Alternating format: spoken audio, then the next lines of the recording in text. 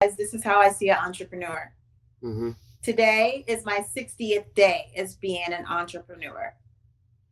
And so, as I see it, is that an entrepreneur is a promoter of their own party. Yeah. I lay on the scale, you gotta glow, you gotta glow. She had my attention, she gotta know. I'd like to welcome everyone to another episode of the Let's Get It podcast. I'm your host Zeke, and in this episode, I have a great entrepreneur named Tamika Jeffrey to talk about her journey in entrepreneurship and the hiring process as a whole. You can go to her website, mydreamstaffing.com, to get more information. I hope you have a nice day and enjoy the show. So, I would say an animation of, um, sounds racial, but of a black girl in a white mixed, like in a white environment, because that's how I started. I was the only black girl in a all white Catholic school, and to swim out of it and to become something better. So that's what it would be. It would be an animation of me in this white world and with the name of Tamika, the ultimate black name, and to come into something that's like where now everyone sees me as equal. And before I didn't see myself as equal. And now I see myself as on the same playing field. So it would be an anime. No, it would definitely be two installments. It would like no, it would definitely be 20. No, it would definitely be like two or three installments of just from the beginning, then the middle, which will be like junior high, high school, and then the real life. Like real life would be more of now and seeing myself like prosper and how you can make it out of anything by just continue to dream. Yeah. So that would be my story. Not only to be an entrepreneur, but just to be better in life. That's how I'm happy I am an entrepreneur and I can affect many. But my story would be more of how to make it with the power of happiness. I consider myself one of those individuals that things like I can tell you many things that happened to me in life, but the power of smiling through it and believing in yourself, that's what got me to where I am now. And then I just happened to be an entrepreneur. But before then, I was an employee, I was a student. So it's many levels. But if you just keep like dreaming and you keep that power of happiness, that's the name of my enemy. It's called the power of happiness. Yeah, that would be correct. Because how else can you get through it? As far as blaming someone or having doubt on yourself, now you're definitely not going to make it through. But if you look at it on the flip coin, where everything that happens, and it's hard to understand that when you're younger, but everything that happens is for a reason, Mm-hmm. and that reason is like making you greater. When Yeah. you have that outlook, all you can do is like smile. Like I smile that he broke up with me. I smile that I got a Mm-hmm. D, in psychology, but I minored in it. Like it's just a lot of different things that's going to come your way. And if you don't have that power, Mm-hmm. either the power to succeed or the power of happiness or the power to dream, then you're definitely going to be the one on the sideline saying, I wish I could play. Yeah. I wish I could play. So in order to play, you have to believe in yourself and keep that power of happiness or Mm-hmm. achievement. So with that, what does an entrepreneur mean to you? That's funny because this is how I see an entrepreneur. Mm-hmm. Today is my 60th day as being an entrepreneur. And so, as I see it, is that an entrepreneur is a promoter of their own party. Mm-hmm. Like, I'm promoting my party. I want everyone to come. This is only my party. And that's Yeah. how I see it. You have to put in all the legwork. You're Mhm. up, you're making the flyers, you're passing it out, you're marketing yourself. Mhm. Um, yes, you can outsource all these companies to do it, but it's really your party. Yeah. And if you're not promoting it, then no one's going to hear about it. So I see an entrepreneur as a party promoter for their Okay. own party. And did you always have like that kind of mindset, or was it built like you just slowly built on top of experiences you had? I think I always had that mindset. I'm going to my father. I'm going to just blame Mhm. it on my father. So my Mhm. father was, um, he had like grocery stores and lounges. Like he was always that type of innovator where Mhm. he didn't want to depend on someone else to put the bread and butter like on the table. He wanted to do it. And Mhm. so I started really at Baruch. Like, no, it goes back because I started, that's how I'm from Ohio. And I Mhm. moved to New York City to write business plans. Yeah. So that was my own thing. I'm like, okay. And then I got here and I seen the rent. No, it didn't fly. And so when I started Baruch, uh, my son was diagnosed with autism, and I Mhm. wanted to be there for him, but I still wanted to finish school. Like, Yeah. how can you do both? So I started selling hair extensions and natural gemstones at Baruch, and I would Mhm. recruit individuals to go to Jacob Davis Center with me and to Mhm. vend. And so that like is where it really like the bug really began. Not only can I help a person make a small amount of income, but I can also Mhm. like create something for myself. Yeah. And that's really where it started. And once I got that bug and I continued to work at other companies, I've always seen ways for them to improve. Like, Mhm. you know what, you should do this, you should do that, and you should change Yeah. this. And like in 2019, I was just like, you know what, Tamika, you should do this for yourself. Like, you know, like Yeah. stop giving away all your free ideas and create it for yourself. Mhm. And that's where it came from. So, what kind of skills are entrepreneur running lead? Like sales, communications, anything else like that? Yeah, those are like the soft skills, but the hard skills is Mhm. you need determination. Yeah. You have to take initiative and you have to be able to be by yourself. Mhm. Like the loneliest people are successful entrepreneurs. We're very lonely. Why? Because you need to at least have, I take an hour and a half a day just to Mhm. sit and create different like aspects of my company that I feel like can grow more.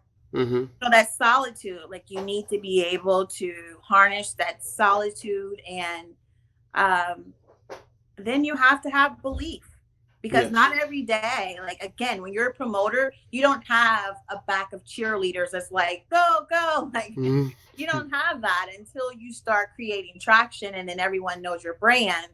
But Mhm. before then, it's like you're your own cheerleader. Yeah. And so if you are easily intimidated, then being an entrepreneur is not you need to be an employee Mhm. because here and people say it's a cutthroat business. I don't see it as being cutthroat. I see it as Mhm. being, you must be very determined and nothing can throw you off of your end game, like the Yeah. end goal. If you don't have an end goal and what you're doing, then each day is just like grinding the wheel. But if Yeah. you know that you have an end goal and the thing is with entrepreneurs, I think, is Mhm. setting a plan in action and like every day trying to make that plan even greater.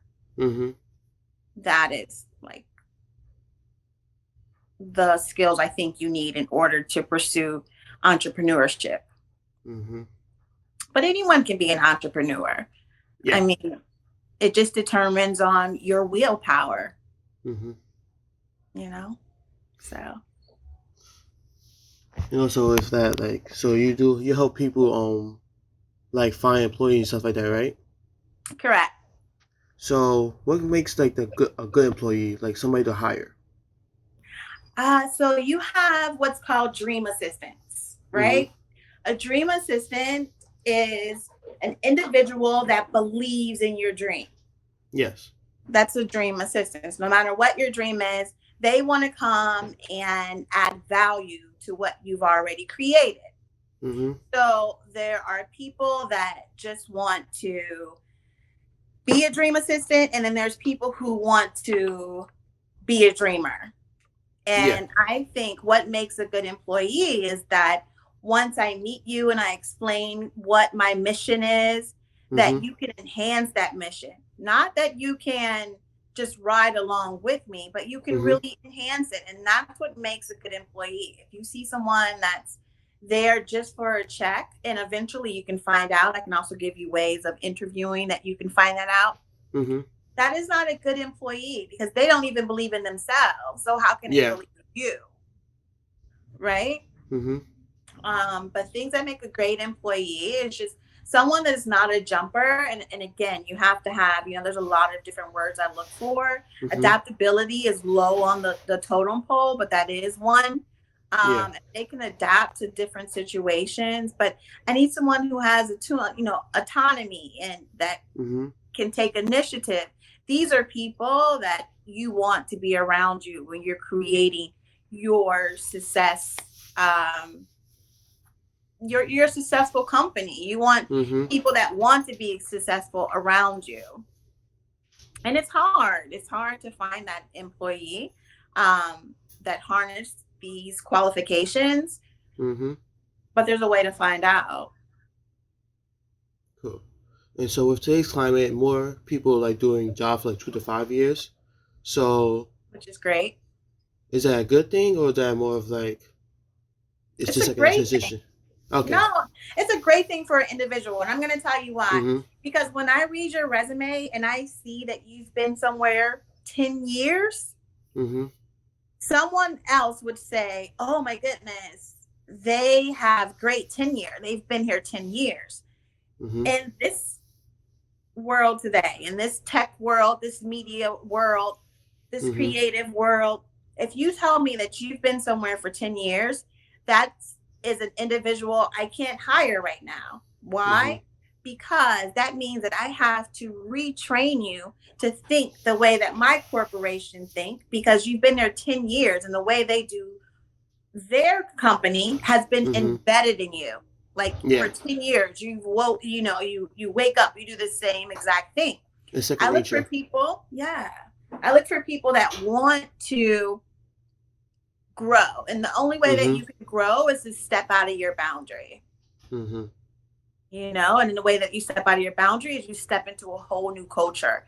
So if you tell me 2 to 5 years, like that's the best to see on your resume, that you've been somewhere 3 years and you went somewhere else for another 3 years. That is the Mm-hmm. person that is looking to climb and harnessing their own dream. Like they feel like, you know what, I don't want to be stagnant. Yeah. I want to continue to grow. So those are the people that I think are going to make it. And those are the ones that have higher salaries. I can show Mm-hmm. you statistics where an individual that's been there for 10 years and an individual's been there for 3 years, two separate places, makes Mm-hmm. more Yeah. because they've learned more like applications. They learned more of how to decipher between what's great and what's not. Mm-hmm. So 2 to 5 years, speaking to new grads, that's what I would tell them. Okay. And with that, how do you tell like somebody who's like doing stuff like that compared to somebody who's just like jumping from job to job, just trying to? Those are called jumpers. Okay. So So what would be the a difference? jumper, Mm-hmm. a jumper is someone who's somewhere for 6 months or a year, and then Mm-hmm. 6 months or a year, and then when you talk to them and you ask, why did you leave? Like, why were Mm-hmm. you only there 6 months? And they're like, oh my goodness, the culture, it was not great for me. Mm-hmm. Or like every reason is about the company. Yeah. It's always a negative. And that is an individual I don't want in my company, because if you're going to speak negative on that company, you're definitely Yeah. going to speak negative on my company when you leave. Mm-hmm. So when you meet these people and you talk to these people, you understand that they haven't honed into their greatness yet. Mm-hmm. And what they're doing is using every ample opportunity to jump and then blame someone else. And the best thing that I would tell people who are jumpers is, before you take another opportunity, research that company or take a temp assignment. And a temp assignment does not have to go on your resume, but it also gives you time to see if this is the company you want to be, that you want to grow with. Because if not, you're losing valuable time on your resume by us looking at you as a jumper. You haven't honed into like what is your greatest quality yet. I didn't know that I love communication until I started Baruch. And then after taking so many communication classes, that was like where I wanted to be. Yeah. So sometimes it takes time for you to see where you need to be, but if you take too much time, then you discredit your resume and you're never going to be able to get to that level of where you want to be. Yeah. So if somebody is a jumper, you said like to like 10 jobs. One of the main problems people have from like just from starting college to like even after college is like finding themselves. How does somebody find themselves?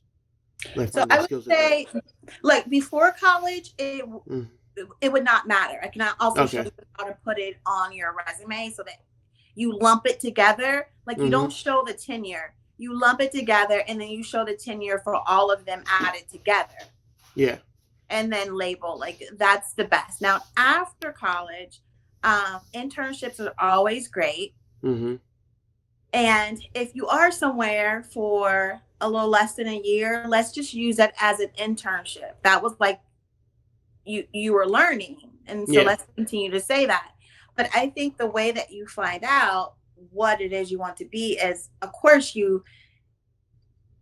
that pre-college and during college work, this is the time that you need to start writing down the qualifications of what makes a great boss, the qualifications of what makes a great culture.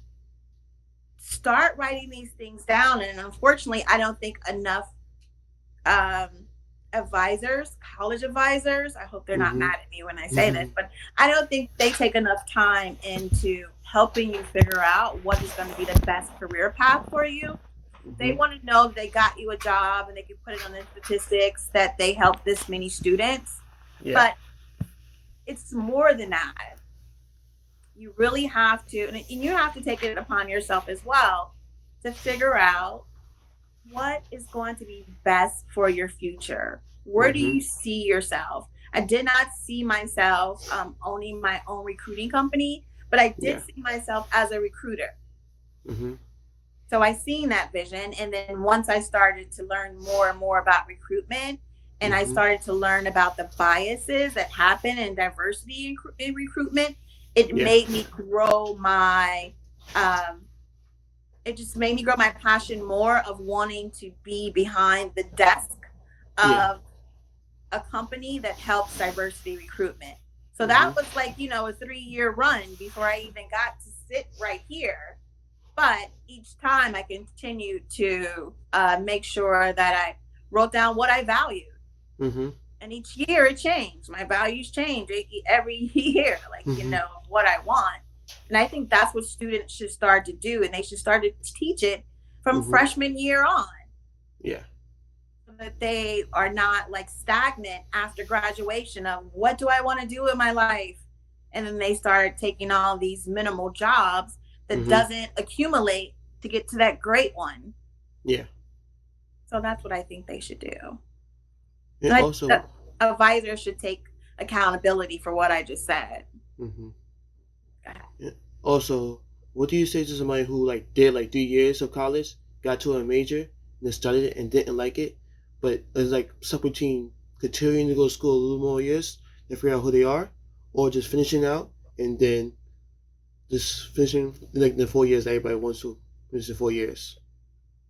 That makes sense. So I would say I've met many of geniuses that are not in the profession of what they graduated in.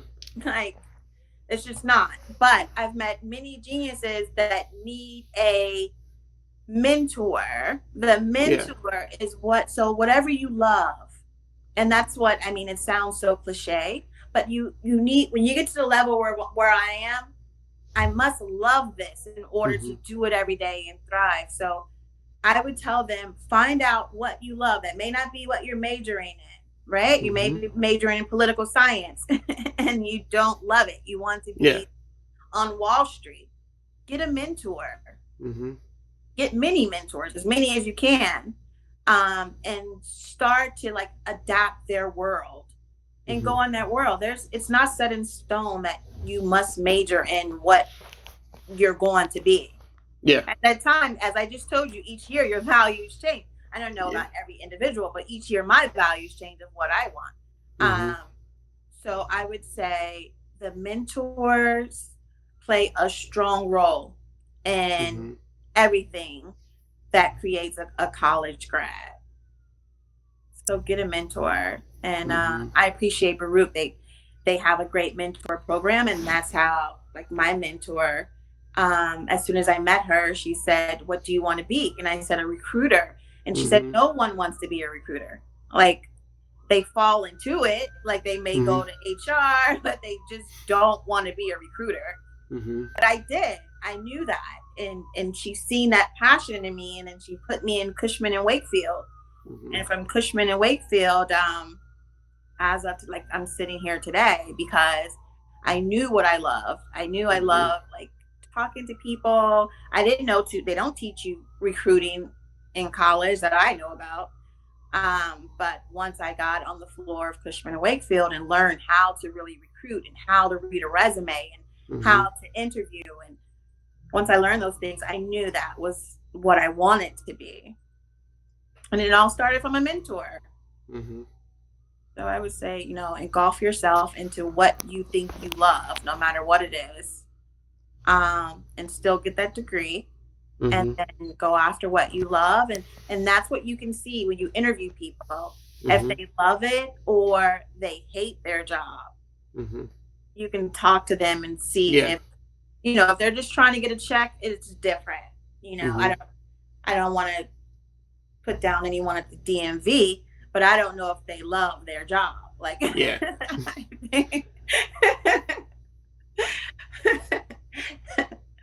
but I just think a mentor is the best way to go.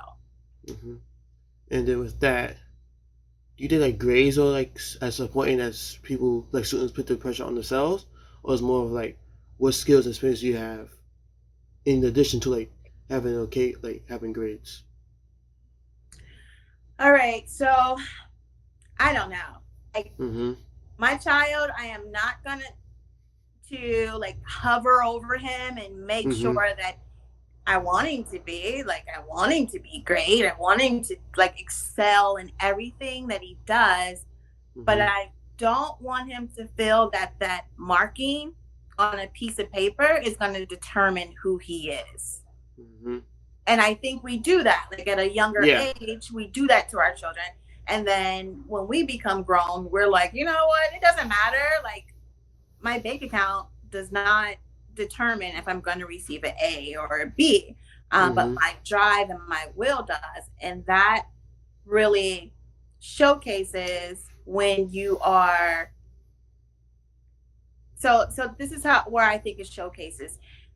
If you are unable to commit to completing your class to your best ability, then it's going to be hard for me. I'm not going to look at your grades, but that determination, if you're able to commit to my company to be the best that you can be. So if you're so used to not trying and not putting your best foot forward, I mean, it's going to reflect on you in life. That doesn't mean that you have to receive a 4.0 when you graduate, but it does mean that you tried your best. And if you submitted a paper in English and it wasn't great, and she said, well, you need to go see the English tutor, and you don't go, like that is what makes a determination. But I don't think like the marking of what it was. I failed film at Baruch. Mm-hmm. Film? How do you fail film? Like that is terrible. But that's gonna always be my story. Like when Yeah. I got a D, I'm like, how did I get a D? But I know how I got a D. I wasn't watching the freaking movies. I was like Yeah. trying to go around it. But he knew I wasn't watching the movies. Mm-hmm. But that doesn't determine like who I am right now. Yeah. It just made me understand that like if you're not putting your best foot forward, it's going to reflect in your life. Mm-hmm. So I would say try as hard as you can. And just know, like, even though sometimes you might not get the top score, but you know that you try is like another skill, and like this might not be like the thing you're gonna win, but if you try to show like the same determination tactics in a different setting, they work out better. Correct. Mm-hmm. Things will work out better. Like, right. Like maybe that wasn't the best setting for you. Maybe that wasn't the best teacher to teach you. Maybe like, it's other circumstances that you were not able to be great. Maybe that was a bad time in your life, but as long as you learn from it and continue to try hard, you're going to succeed regardless. And you're going to work on that, and that's going to make a difference of the way that you now proceed with other things. Yeah. Cool. And also today's climate, people are looking less into 9 to 5s, so looking to more like self-employment and everything. So how do you feel Work-life about that? balance. Yeah.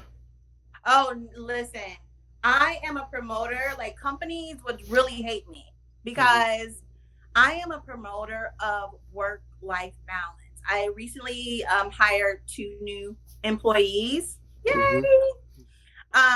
But even with them, I do not want them to constantly check in with me. We all work remotely, but don't tell me if you have a doctor's appointment, or don't tell me like just go and then like do your work, because this is how I feel. If we continue to baby our employees, like where, breastfeed them, hand feed them constantly, they are unable to grow and eventually take over your company because they're so used to like checking in with you and making sure you don't give them the ability to think on their own, to grow on their own. So to me, companies are losing when they want to jail a person down from 9 to 5. Monday through Friday. They get an hour lunch and they get, like that. Like that's why the customer service industry is so like it's such a high turnover. Because and those are the jumpers. You're gonna really see jumpers in customer service. Because it's like you get a 10-minute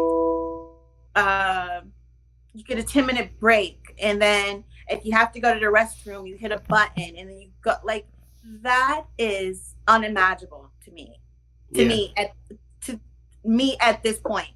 Like if someone were to say like we want you to come work for me, and but you have to tell me every place that you are, and you have to tell me you get this amount of time off or an hour to go eat. I couldn't imagine it now because I'm so free.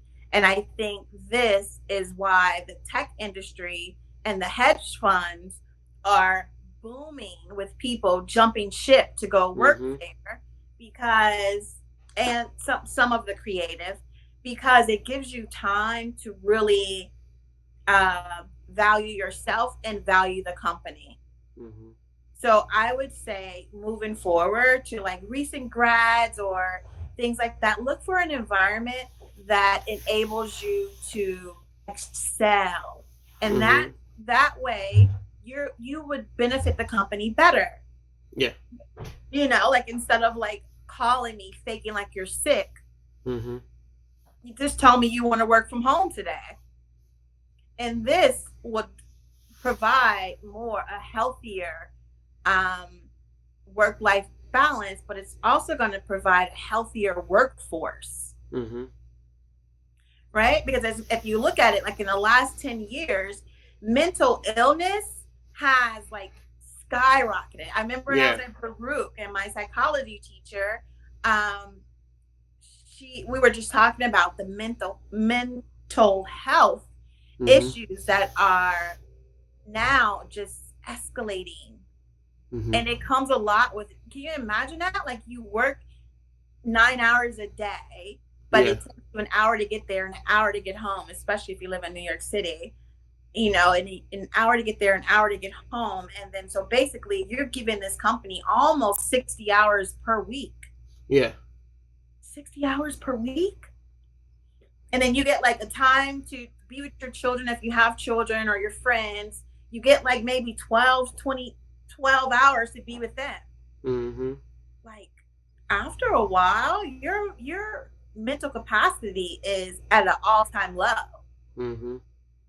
So you don't know how to decipher from work Mm-hmm. or enjoying yourself. Like it just becomes a routine. So I think in order for companies to really, really excel with their employees, they're going to have to change the way that we look at Mm-hmm. being an employee, you know, and look at it more of being a member of a family, because Yeah. basically that's your family.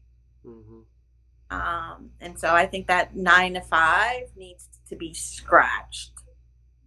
You I know, know. you may have like 10 to 4. You may have like, you know, I just even think the word 9 should be scratched. Like, why does everything have to start at 9? Like me, I wake up every day at 4:30. I start all my emails at 6:30. Mm-hmm. Why can I not start and work 6:30 to 1? Right? So Mm-hmm. it's just something that's set in stone, but that stone has to break. Mm-hmm. Eventually you're going to see it break because of Generation Z. Is that what it's called? Mm-hmm. Generation Z, right? Yeah. Generation Z, they are going to change the way that we live life. Mm-hmm. Yeah. I know like some companies are starting to do like 4 days a week and stuff like that, like testing them out. So I Yeah, wonder how a that lot of gonna work. tech companies, they do like, not only I I would go inside of the company. So a lot of the companies where you Mm-hmm. don't have your own cubicle anymore. There's not a set place where you sit. That changes mental health as well. Because Mm-hmm. imagine looking at the same 4 little cube walls, the same pictures, the same, like you do everything the same. And in a lot of the companies, what they're doing is they don't have a set seating arrangement. It's just like when you come in, you sit down and you start Mm-hmm. working. That helps as well too, because Mm-hmm. now you're not being held accountable for this little space. Yeah. It just feels like the whole company is yours. Mm-hmm. So I think it needs to change, like the time, the work week. I think if you had it where you work less during a week, you'll see a lot of people ready to log in on the Saturday Mm-hmm. because they have time on Wednesday, you know, Mm-hmm. to hang with their friends. And so, like on Saturday, yeah, I'll give you 2, 3 hours. That's no problem. But we do need to like revamp the way our parents worked. And Mm-hmm. I think that's the only way that we're going to have a healthy workforce. Yeah. And with that, how does somebody know that they're making the right decision, or like they just have to take a leap of faith? And what? Like in career wise? Probably career, life, just like I guess like that mindset of like you're in like a crossroads and you just don't know which one's the right path, and you just gotta take that leap of faith. Yeah, see, well,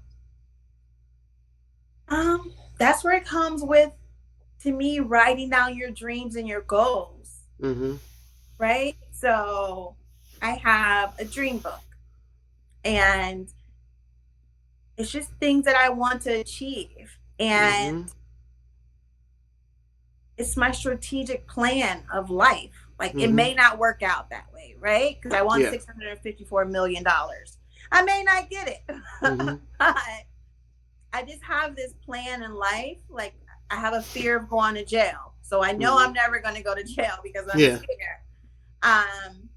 But when you have a strategic plan of where you want to be Mm-hmm. Your outlook of life is different. So when you meet someone and you know that they're not good for you, you're like, no, Mm-hmm. that doesn't sound like it's going to be, conducive to the plan I have.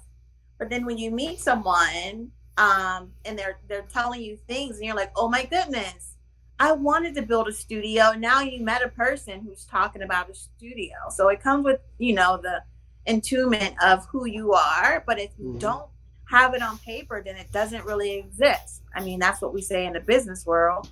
So I would tell anyone, like, start with creating what you want in your life, and those are the things that tends to come.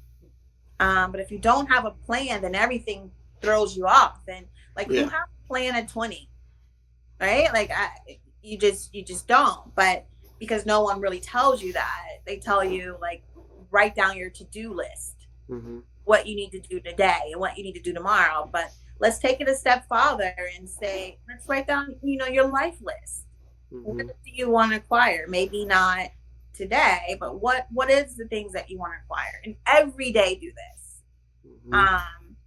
And it'll have you, something for you to look back on, to say, yeah, I acquired that, I did that, oh, I didn't do that, I'm still working on this. And I think that, there's no reason to walk a tightrope every day. Yeah. I don't believe. I think you just set in stone what the things that you want around you, and that's what becomes. It sounds easy. I mean, if someone had just told me that when I was 20, I'd be like, listen, you need to keep floating on that ferry boat that you're on. But now, like, on the older me looking back at the younger me, I wish someone would have told me that at 20.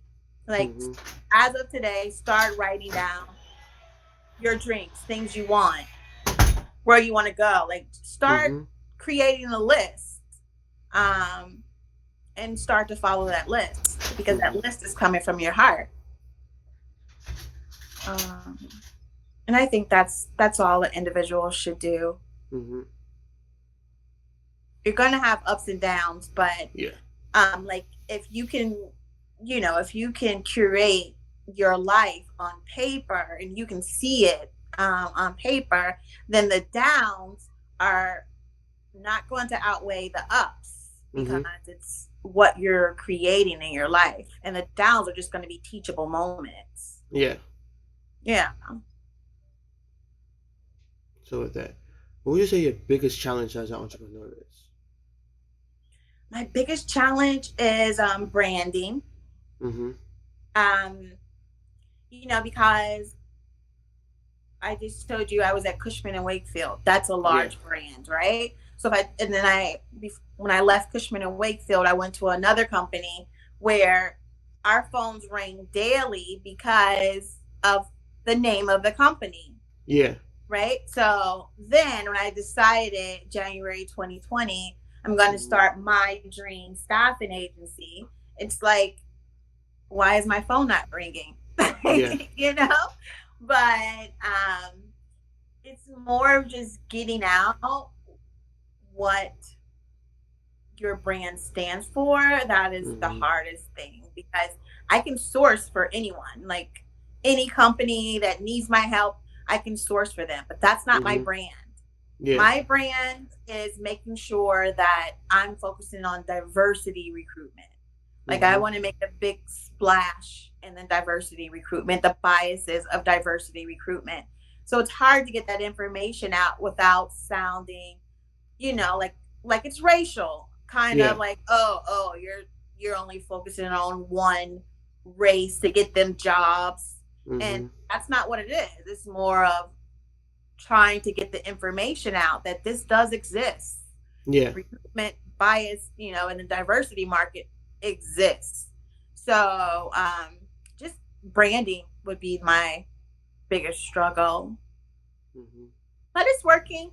You continue to talk about it enough, people get tired. Like, okay, come tell me about it. So that's my biggest hurdle. But everything else, like, I've already had clients, my name is out there as far as some of the larger institution of placing some of the highest candidates in that institution. So again, like getting clients has not really been a big thing. Okay. It's just the branding of who you are. Yeah. Cool. And also, how do you like explain to somebody that everybody has their own like they run at their own pace in life? That everyone has their own pace. Yeah. I know, right? Because I'm 41 and Mhm. I have friends that at 27, they were like, oh my goodness, how did you like, Yeah. like what are you drinking and make you so smart? Like at 27, I still like wanted to be in the club and I Mhm. couldn't shake the club. I couldn't shake. It's like how? But again, I think it comes with like everyone has accelerator, right? Mhm. And you can either push it to the max and then burn out at 35, or you can like slow roll it and then Mhm. because in our mind we hope to pray that we're going to be like 80 before we pass, right? Yeah. So are you telling me that you want everything by age 25? So what do you have to look forward to? So I would tell everyone that again, we're all made different but equal.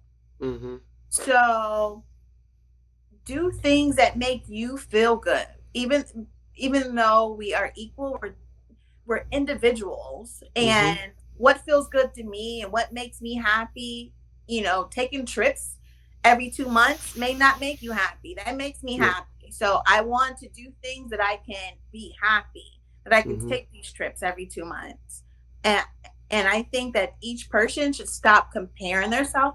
That's the only thing that I don't like about social media is because Yeah. it makes children and it makes people accelerate their dreams. So Mhm. they see that you're sailing on a boat, and you're 22 and they're 22. Now they feel like they haven't done anything in life Mhm. because they're not sailing away on a boat at 22. Yeah. So I think that each individual, the best thing that we can do is stay individualized in our dreaming. Mhm. I can't dream for you, and I don't want to Yeah. dream for you. I only want to dream of what inspire, like what is going to inspire Tamika Mhm. and what's going to make Tamika smile. And if we do that and we stop comparing ourselves, social media is great as far as like business and showing off like what you've done and what you've accomplished. But Mhm.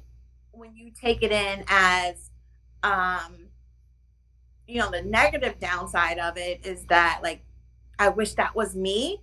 When you Yeah. take it in like that, you're not you've gave them the power of dreaming for you. Mhm. So I think that's what it is. If we just focus in on what makes us happy, then Mhm. we can make the world happy. Because if we're miserable, then we're not adding happiness to the world. Mhm. So I think that's what it is. Just know that each one is separate, and your rate is not my rate. This Yeah. is not a race. Actually, it's not a race. Mhm. Um, and if we think like that, I think we'll be more happier. Mhm. Yeah. Cause for me, I'm 22. Then there's a rapper. He's 23. There's another guy who's like 23, but he owns his own business. There's somebody who works from my mom's job, who's also like 23. But we all like do like four different parts of our lives. And Right. like I'm still like I guess beginning, like starting a podcast, starting things new. And then the person, my mom's coworker, I have one of my wristbands for my podcast on. And then I listen to the rapper's music. And then like the person who has his own business, he's pretty much the same age as me, but had like graduated 3 majors and everything. So I was like, we all at the same age, but we were all like at different Different spots. Yeah. at different times of your life. Like, and I compare it to the same way you just compared it. I can see as you were talking, I seen all my friends. Like Yeah. we're all different and Mhm. we're able to add a little sprinkle to each other's dream.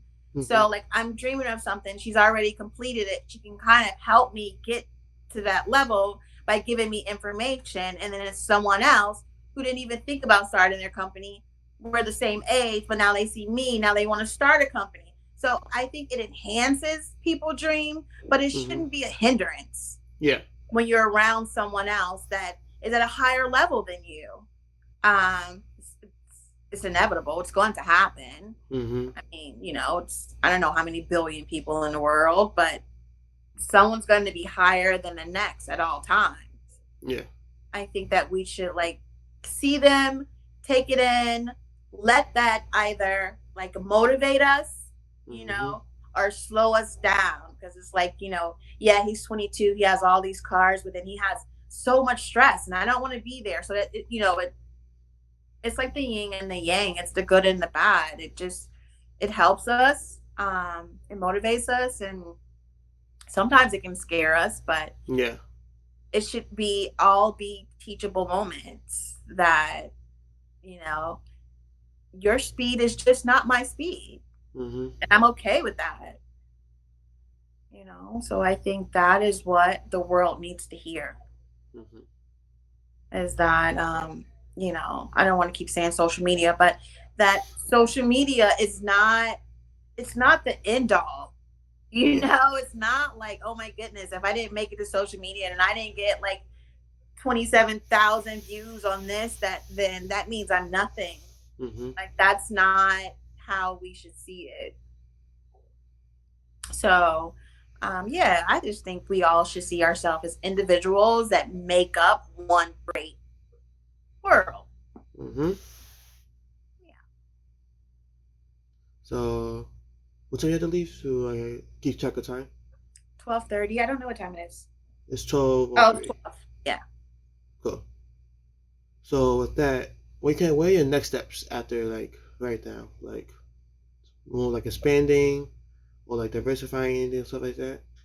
Yeah, so I'm expanding. I'm in New York City, but I'm from Ohio. Cincinnati. So I'm definitely going to open a location there. If not in 2020, then 2021.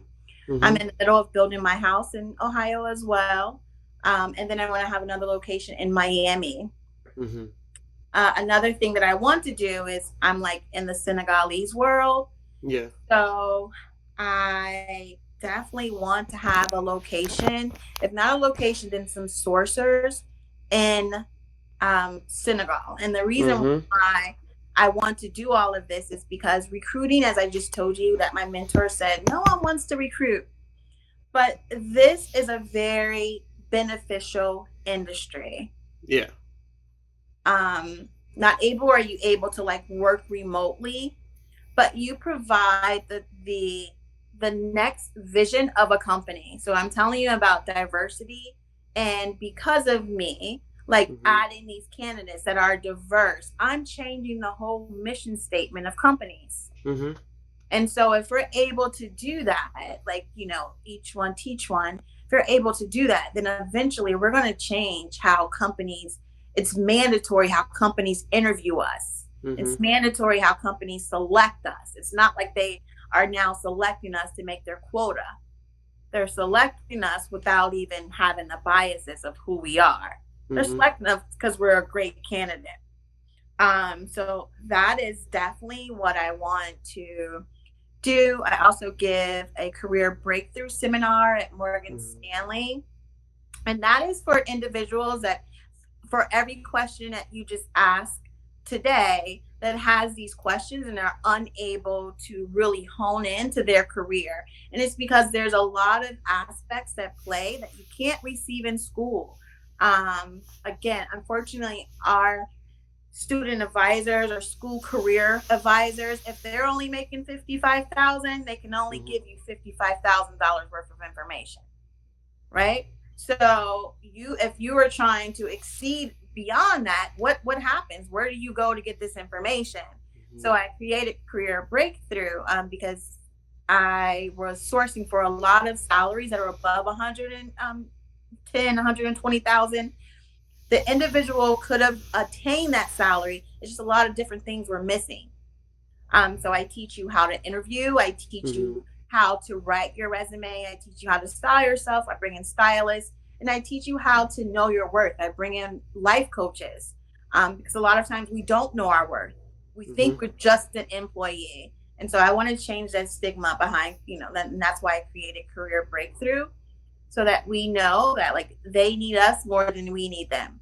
Mm-hmm. As far as like candidates, companies need candidates more than candidates needs companies. So and I want to take that everywhere too, and make sure that in a lot of the inner cities, they don't know this information that we know, like as far as how to read a resume and and how to present yourself. A lot of this is not taught.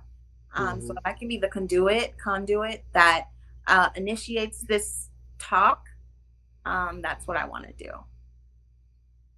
So you said like biases, stuff like that. What kind of biases are there in the hiring? So there's about 14 different biases. I'll just give you like two. Like one is called the halo effect. And the halo effect, and what that is that, yeah, this is a great one because you graduated from Baruch. So I automatically love you. I haven't even seen your resume, but I love you. So when you come in, I resonate with that. Yeah. Right? So now you're going to make it through. He's not off of that. That's one of the biases. And the hardest thing is the Ivy League biases. So if you graduated from an Ivy League, and no fault to Cushman and Wakefield that I'm going to say this, but they only wanted Ivy League students. So we would travel around to the Ivy League schools, interview them. They would come in. We would interview them.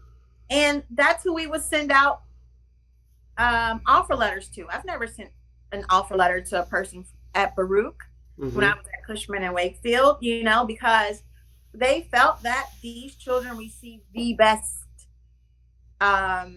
education. And so that's why they wanted to acquire these students. And that's totally wrong. Like I keep saying Baruch because you get the best bang for your buck. All my teachers were from Ivy League schools. Like they taught great.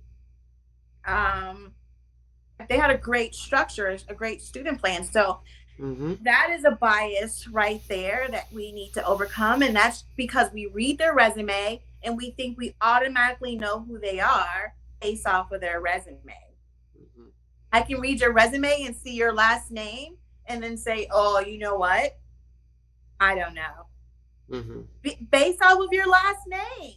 Like, that is terrible to me. Or like I just had a client 3 weeks ago that wanted me to look at the LinkedIn profile picture of the person that left and compare my candidates to her picture.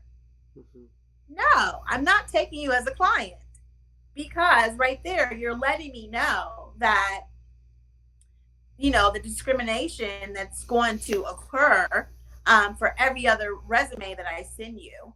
So I mean, it's hard. There's a lot of things that has to happen just in our world per se for this to change, but there's a lot of small things that we can do as far as giving the information to in-house recruitment. So you have in-house recruitment, which is called HR. Then you have staffing agencies like me.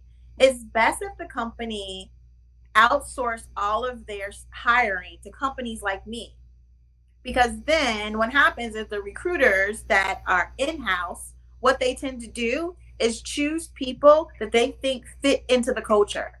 So if you tell me you love volleyball on Saturdays and this, that, and as we're talking, I understand that you should work here because we all love, this is what we do. Like, this is how, but if you have an outsourced company that is doing an interview for you and only giving you the candidates that match the qualification, this is going to change the culture of your company. So those are some of the, the biases that I think it's never brought up. And that's what I've seen. It was a lot of like push it under the rug, or just send them here, send them a candidate like this. And that's unfair to the majority of us who are very qualified to work there. So if we have that knowledge, maybe it starts to change. Cool. And you also say you bring in salad and stuff like that. So how do you leverage your like your relationships to get like people that help they need? Or like how do you? So you say you're bringing salad stuff like that, right? So how do you leverage your relationships and stuff that you made over the years to help you with your business? Oh, I'm a communicator. Mm-hmm. So I like to be in the place. Like I do a lot of networking. Mm-hmm. I go to networking like maybe 2 or 3 times per week, just different networking events that happen. Mm-hmm.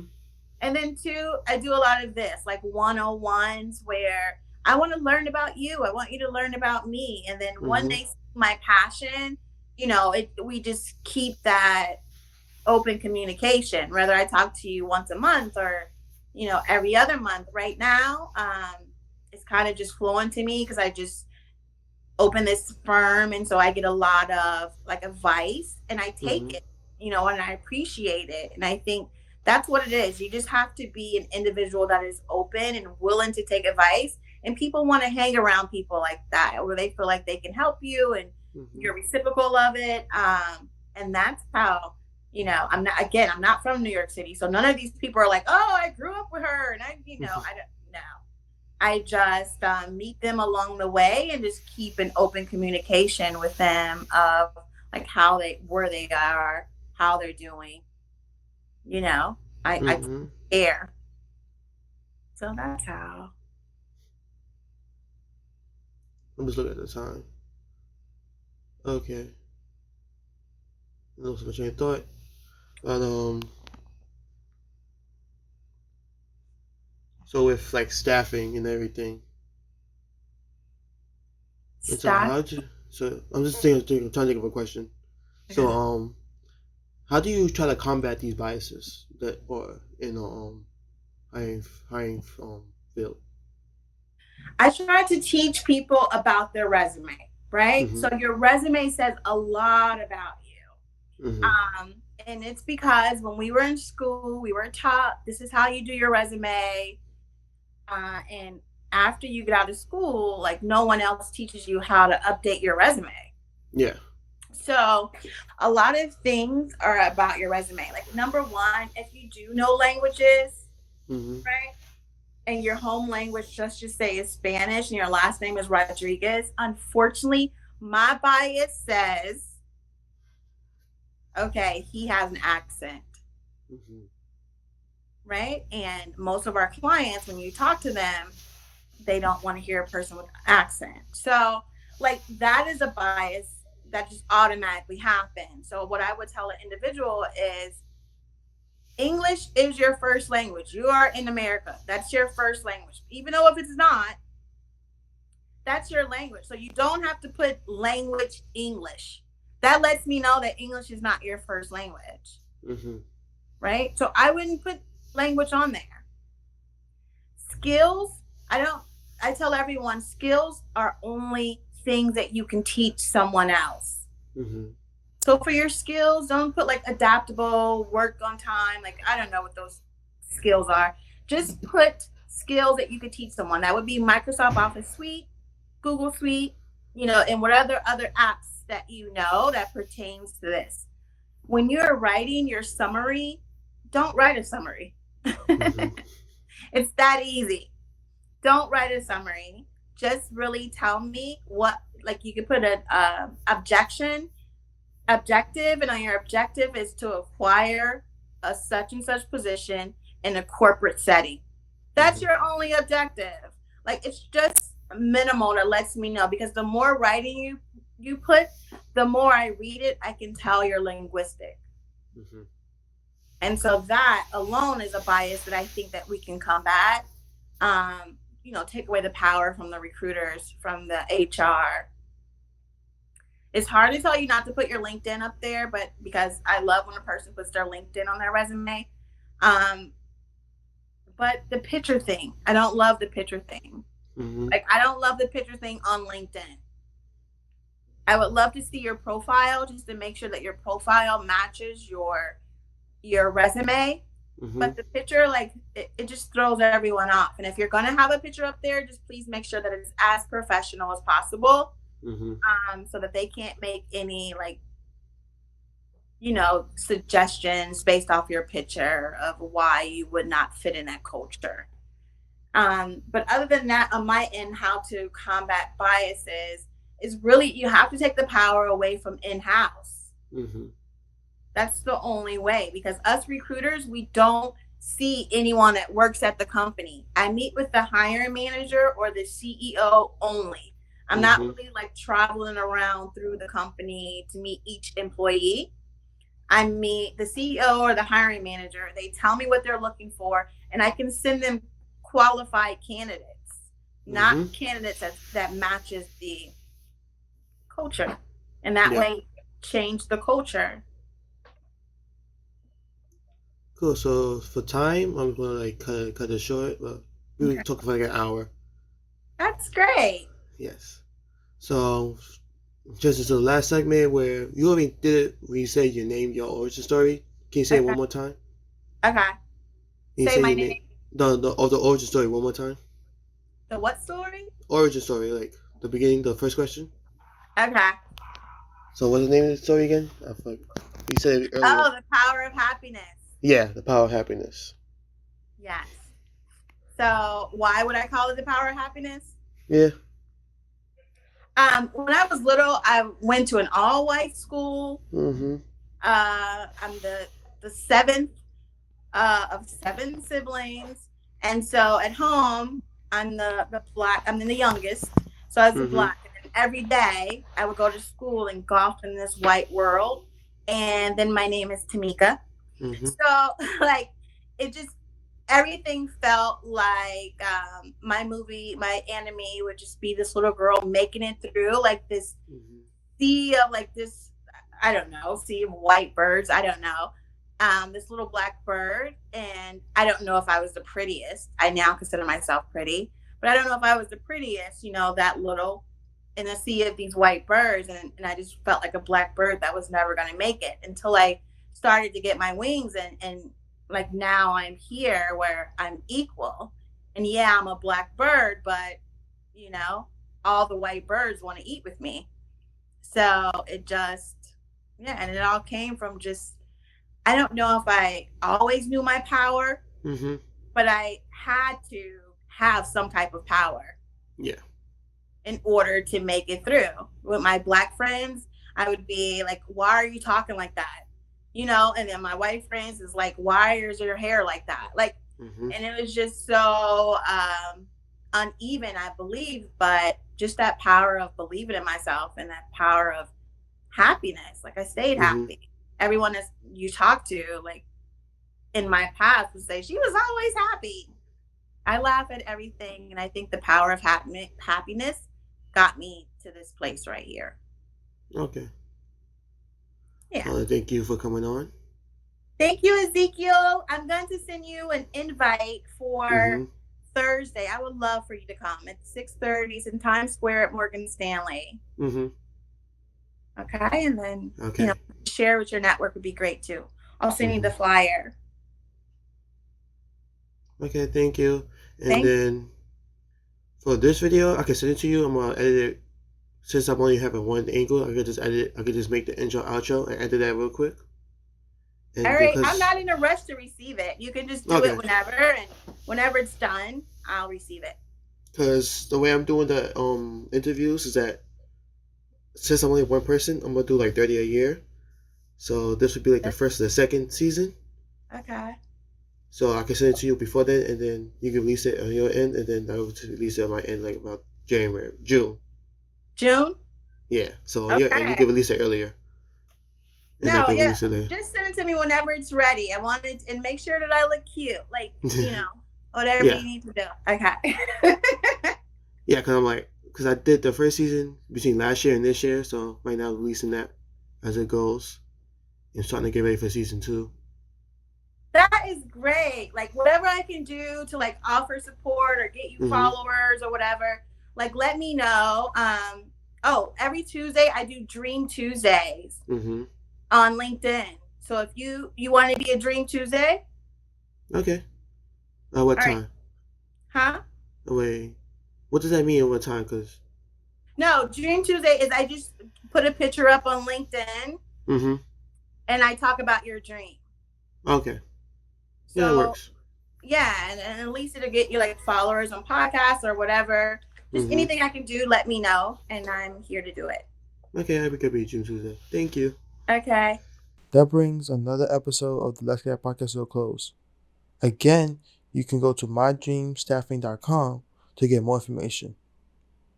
And for next week, I have a great artist named King High to talk about his journey with music. Hope you continue your next day, and I hope to see you there.